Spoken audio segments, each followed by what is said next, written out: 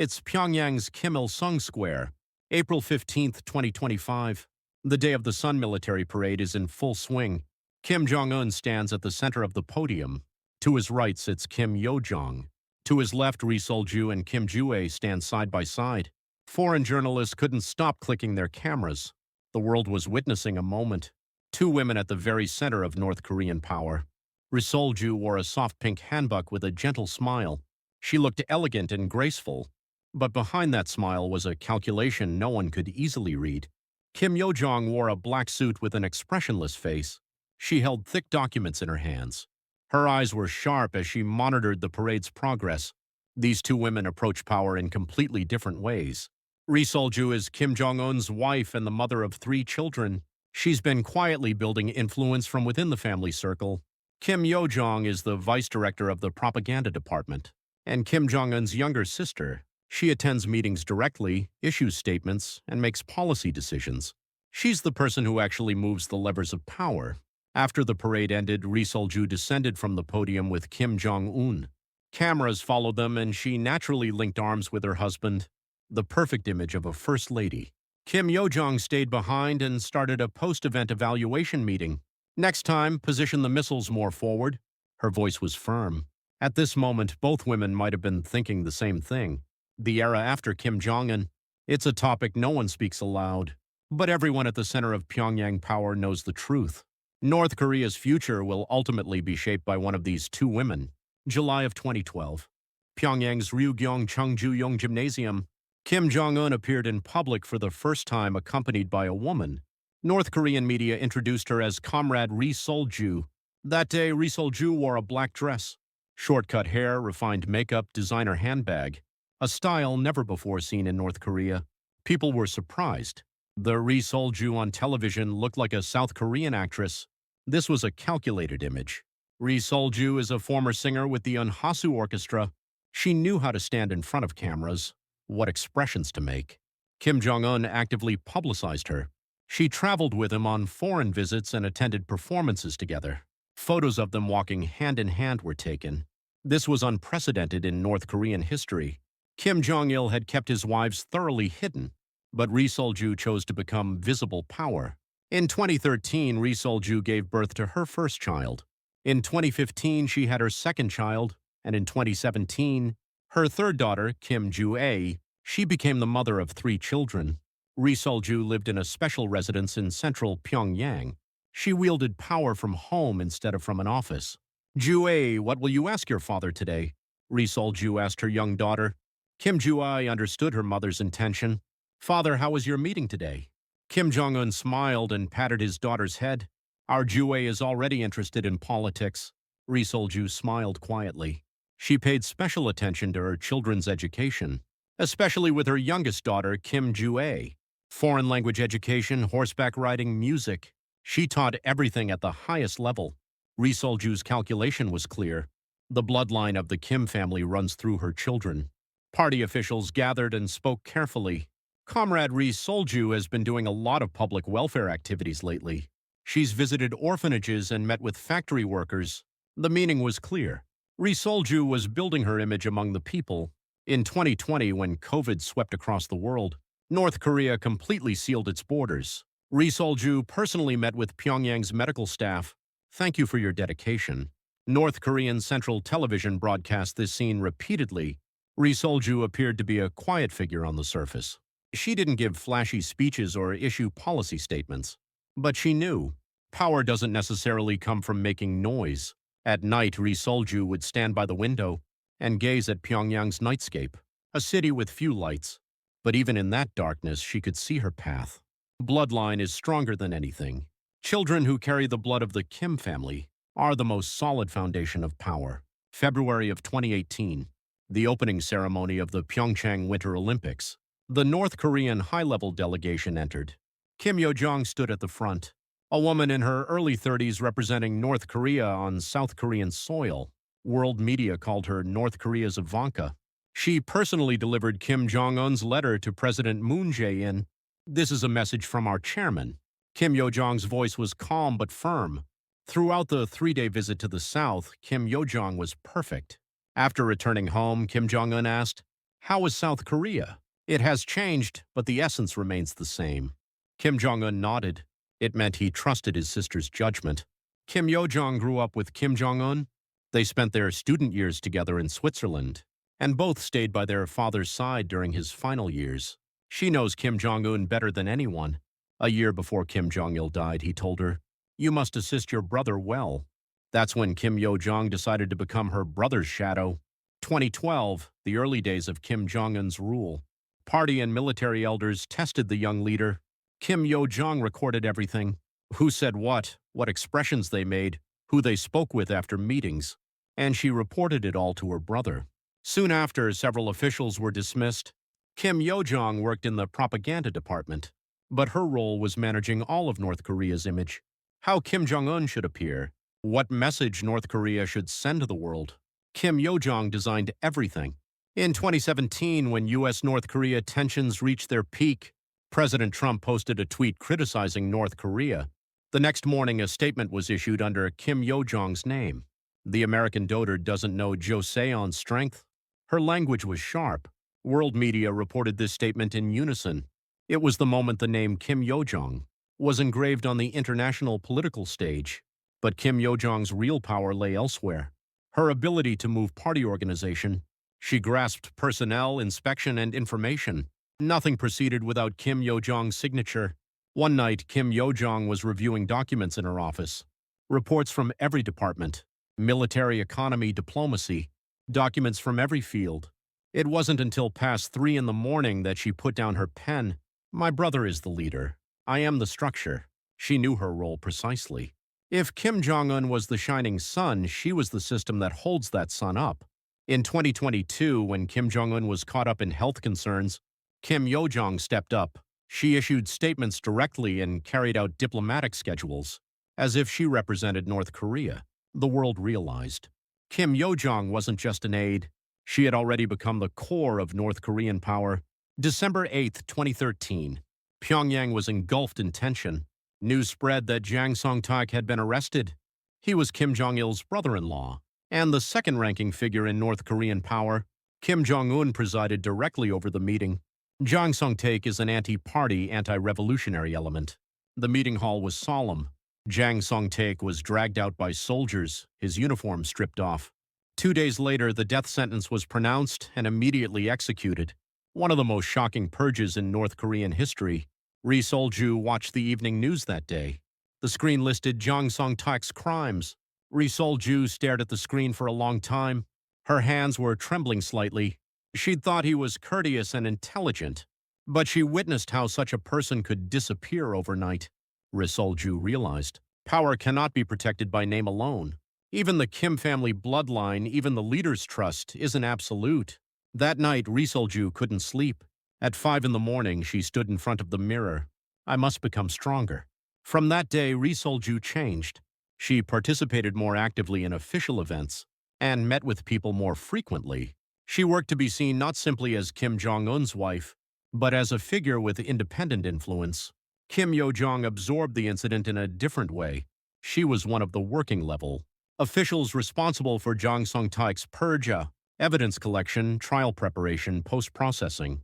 She was involved in every process.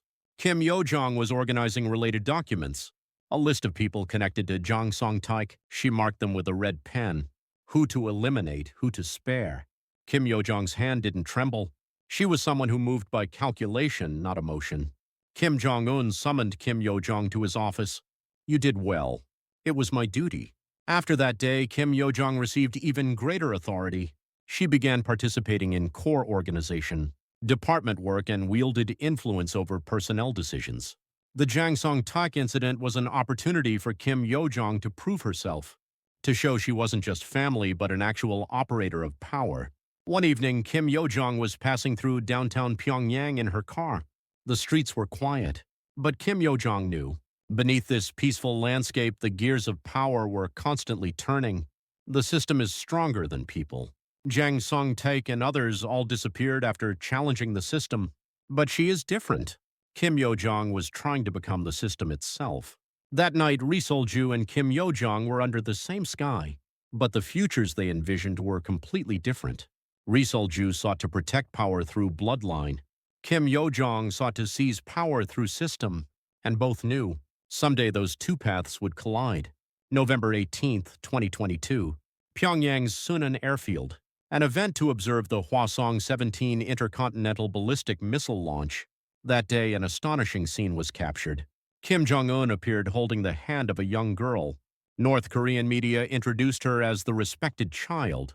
It was Kim Jong-un's second daughter, Kim Ju-ae. She was estimated to be around 10 years old. The image of a girl in a black coat standing beside her father looking at missiles shocked the entire world. Military generals bowed their heads to the young girl. "Comrade, it's an honor." Kim Ju-ae nodded in acknowledgement. Too perfect to be the behavior of a 10-year-old child. Ri Sol-ju appeared shortly after. Her face was full of smiles, an expression mixing pride and satisfaction. Ri Sol-ju had been preparing for this moment for a long time. Kim Ju-ae's education, image management, timing of public appearance. Everything was planned. "Ju-ae, do you know what you're seeing there?" Kim Jong-un asked his daughter. "It's the Hwasong-17 intercontinental ballistic missile, father." Surrounding generals wore expressions of admiration. This scene was broadcast repeatedly on North Korean Central Television. World media also covered it intensively. North Korea formalizes succession structure. Kim Ju-ae emerges as next-generation leader. Headlines poured out. After returning home, Ri Sol-ju sat her daughter on her lap. "You did well today, Ju-ae. Thank you, mother. More people will see you from now on. I am ready." Ri Sol-ju stroked her daughter's head. In her heart, she thought, "This child is our family's future, the only being to inherit the legitimacy of the Kim bloodline." But Kim Yo-jong viewed this situation differently. High-ranking officials were discussing Kim Ju-ae's public appearance. Truly a wise decision by our marshal. A moving moment as the Paek-2 bloodline continues. Officials praised. Kim Yo-jong listened quietly. After the meeting ended, she remained alone, lost in thought. Can power be maintained by bloodline alone? Kim Yo-jong was skeptical. Bloodline is just a starting point. Power is seized through capability, she believed. A few days later, Kim Yo-jong issued a statement on South Korea policy. "We will never tolerate the reckless behavior of the South Korean puppets." This statement caused major ripples internationally. It showed Kim Yo-jong still remained at the center of North Korean diplomacy and military policy. In the spring of 2023, Kim Ju-ae appeared more frequently in public. Military unit inspections, factory visits, sports event attendance, always in the seat next to Kim Jong-un. North Korean media began calling Kim Ju-ae the morning star, meaning a star that opens a new era. Ri Sol-ju increased her time with her daughter. "Ju-ae, you must make people love you." "How, mother?" "By treating them sincerely." Falsehood is eventually revealed. Power isn't maintained by fear alone. Meanwhile, Kim Yo-jong became busier, encouraging nuclear weapons development, responding to external sanctions, establishing party discipline. Her hand touched everything. One night, Kim Yo-jong was reviewing economic reports. Damage from sanctions, food shortages, energy crisis. Problems were piled up. Whoever becomes the successor, these problems remain. Then the phone rang. It was Kim Jong-un. "Yo-jong, I think you should attend tomorrow's event with Ju-o." "Understood, brother." After hanging up, she paused. Whoever becomes the successor, power doesn't transfer easily. Kim Yo-jong made a pledge to herself. She would continue to be at the center of this system. That night, in two places in Pyongyang, two women were awake. Ri Sol-ju drew her daughter's future. Kim Yo-jong calculated the nation's reality. Two people walking toward the same goal but on completely different paths. April of 2025. The Supreme People's Assembly convened at Pyongyang's Mansudae Assembly Hall. Kim Jong-un took the podium. Our republic moves forward to a new stage. The speech continued for over an hour. Economic development, national defense strengthening, improving people's lives. Familiar themes. But people inside the hall were paying attention to something else. The podium seating arrangement. To Kim Jong-un's right sat Kim Yo-jong. To his left, Ri Sol-ju and Kim Ju-ae stood side by side. A triangular structure had formed. "This is no coincidence," one analyst whispered. "The arrangement itself is a message." In North Korea, seating arrangements signify power hierarchy. After the meeting ended, Ri Sol-ju visited Pyongyang Maternity Hospital, an event to comfort mothers. Mother's health is the nation's future. Cameras captured the scene, and it was broadcast on the evening news. Ri Sol-ju continued creating contact points with the people. She frequently attended events related to women and children. Comrade Ri Sol-ju is such a warm person. Such evaluations accumulated. Ri Sol-ju was building the image of the people's mother. At the same time, Kim Yo-jong was attending a Party Central Military Commission meeting, a briefing on the latest missile development. Switching to solid fuel can cut launch preparation time in half. Kim Yo-jong carefully examined the materials. The budget? 30% increase over the existing budget. Approved. Kim Yo-jong's decision was swift. Military strengthening was non-negotiable. Summer of 2025. Economic cooperation talks were held in the North Korea-China border region. Kim Yo-jong led the North Korean delegation. After 3 days of talks, several agreements were reached. Trade expansion, infrastructure cooperation, technology exchange. Kim Yo-jong had single-handedly created significant diplomatic achievements. Kim Jong-un greeted Kim Yo-jong when she returned. "You did well, Yo-jong. It was my duty." Kim Jong-un wore a satisfied expression. Meanwhile, Ri Sol-ju visited an elementary school in Pyongyang with Kim Ju-ae. Kim Ju-ae naturally mingled with her peers. She drew pictures together and sang songs. Comrade Ju-ae is just like us. Kim Ju-ae smiled brightly. Ri Sol-ju watched the scene with satisfaction, a leader close to the people. The image Ri Sol-ju was planting in Kim Ju-ae, autumn of 2025. North Korea celebrated its founding anniversary. A massive military parade was prepared. There was discussion over podium seating. Eventually, a decision was made. Center Kim Jong-un. Right Kim Yo-jong. Left Ri Sol-ju and Kim Ju-ae, the same arrangement as the previous year. But this time the meaning was different. Kim Ju-ae's presence had grown. On the day of the parade, 300,000 people filled the square. Missiles and tanks marched, soldiers shouted slogans. Kim Jong-un received the military review from the center. Kim Yo-jong watched the event progress from the right. Ri Sol-ju and Kim Ju-ae stood side by side on the left. The image of mother and daughter together looked warm. After the parade ended, analysts from each country wrote reports. North Korea's succession structure shows signs of formalization. Kim Ju-ae versus Kim Yo-jong power competition begins. Headlines poured out, but the parties themselves were quiet. Ri Sol-ju returned to the residence with Kim Ju-ae. They had dinner and talked. "How was it today, Ju-ae?" "Good, mother." Many people were smiling. "Right. When the people are happy, we're happy too." Ri Sol-ju taught her daughter. The essence of power lies in the people's support. Kim Yo-jong returned to her office and checked the next day's schedule. Party Politburo meeting military commanders, receiving economic reports. A packed schedule. She took a sip of coffee. Outside the window spread Pyongyang's night landscape. The system continues. Even when leaders change, the system remains, she believed. And she vowed to be the core of that system. That night, somewhere in Pyongyang, party officials quietly gathered. They raised glasses and spoke in low voices. "How do you think things will turn out?" "We don't know yet." "Isn't Comrade Kim Ju-ae rising?" But Comrade Kim Yo-jong's real power is also formidable. Ultimately, it's what the marshal decides. The conversation was cautious. Succession was not a topic to be spoken of carelessly. But everyone knew. North Korea's future was connected to these two women. The year 2025 was drawing to a close. Pyongyang's winter was cold, the streets quiet. But at the center of power, an invisible war continued. Ri Sol-ju held the card of bloodline. She sought to continue the legitimacy of the Kim family through Kim Ju-ae. Kim Yo-jong possessed the weapon of system, the ability to move the party and military, all power institutions. The two women were conscious of each other but didn't directly collide. Not yet. But both knew that moment would come. Pyongyang's winter sky was clear. Stars twinkled brightly. Under that starlight, the power game between two women was proceeding quietly but surely. North Korea's future hasn't been written yet. But the world was watching to see who would hold the pen to write that future. Kim Ju-ae symbolized the future. Kim Yo-jong moved the present. And Ri Sol-ju was building bridges between them. Women now stand at the center of North Korean power. And power isn't simply given, but seized. Ri Sol-ju and Kim Yo-jong were each proving that truth in their own way. Pyongyang's night deepened, and the curtain was rising on a new era.